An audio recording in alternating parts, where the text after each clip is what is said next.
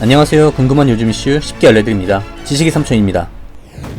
혼자 가면 5만원, 둘이 가면 10만원입니다. 요즘에는 혼자 가도 10만원 이어야 하는 경우도 종종 있습니다. 값비싼 식당 금액이 아닙니다. 바로 축의금 액수에 대한 이야기입니다.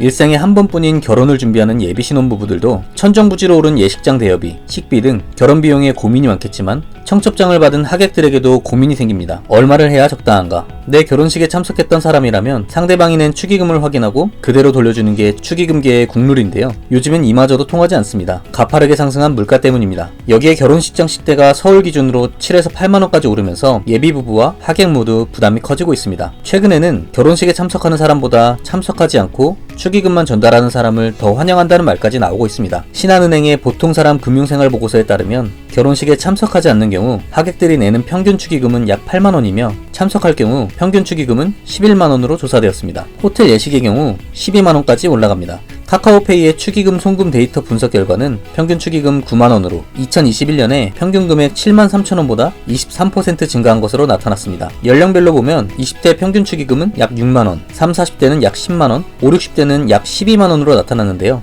함께 진행한 설문조사에 따르면 나이를 막론하고 적정 축의금이라고 생각하는 금액은 10만원으로 나타났습니다. 하객들에게 엄청난 고민을 안겨주는 축의금 문화는 언제부터 시작된 걸까요? 역사 속 축의금에 대한 기록은 조선시대에서부터 찾아볼 수 있습니다. 율곡 이이가 쓴 해주 향약에는 혼례에는 무명세필, 쌀 5말 정도를 하면 된다고 적혀 있습니다. 무명세필, 쌀 5말을 지금 기준으로 환산해본다면 5에서 10만원 정도로 추측됩니다. 화폐 경제가 성장하고 도시 산업화가 진행되면서 선물을 대신하는 축의금 문화가 시작됐습니다. 1970년대까지만 하더라도 농촌에서 결혼식을 하면 양말, 내의, 셔츠 등 소박하지만 마음을 담은 선물로 축의를 대신하기도 했습니다. 반면 도시에서는 현금을 주고받는 축의금 문화가 빠르게 정착하기 시작했습니다. 현금으로 축의금을 주고받기 시작하면서 결혼식 또한 신랑 신부의 화려한 의상, 피로연 등 재력을 과시하는 문화로 자리 잡아가기 시작했는데요. 1969년 정부는 허례허식을 없애고 낭비를 최소화하는 것을 목적으로 가정의례 준칙을 제정했습니다. 약혼식과 청첩장을 없애고 결혼 답례품은 주지 않고 축의금도 주고받지 못하게 하는 규제였습니다. 청첩장을 돌리거나 답례품을 주는 행위가 적발되면 50만원 이하의 벌금을 물기도 했습니다. 하지만 이 규제는 만들어질 때부터 현실성과 동떨어진다는 지적을 많이 받았고 결국 1999년 가정의례 준칙은 폐지됐습니다. 과거 축의금은 부부로 새로운 연을 맺는 것에 대한 축하의 의미도 있지만 결혼식 비용을 감당하기 어려운 이웃의 부담을 나누는 사회적 역할을 하기도 했습니다. 신부의 집 마당에서 이루어진 결혼잔치는 마을 전체의 잔치였고 마을 사람들이 각자 가져온 잔치 음식을 나누고 축하하는 자리였습니다. 이런 풍습이 최근에는 단순히 결혼식을 축하하는 금전적 선물을 넘어 결혼식 비용의 일부를 충당하는 용도로 변질됐다고 지적하는 목소리도 들리고 있습니다. 결국 결혼식이 부담스럽다, 청첩장이 세금 고지서 같다는 부정적인 인식까지 낳고 있습니다. 온라인 커뮤니티에서 논쟁거리로 자주 등장하는 주제 역시 축의금 관련 내용인데요. 청첩장을 받는 자리에서 식대 금액에 대한 얘기를 들었다며 식대를 알고 나니 축의금 정하기가 더 어렵다는 호소의 글이 올라오자 식대에 맞춰서 축의해야 한다는 게 좀 웃기다. 하객은 시간과 돈 들여서 축하해주러 가는 건데 왜 축의금 눈치까지 봐야 하는 건지 모르겠다. 왜 본인들조차고 하는 결혼식 비용을 하객에게 떠넘기냐 등의 반응이 나타나기도 했습니다.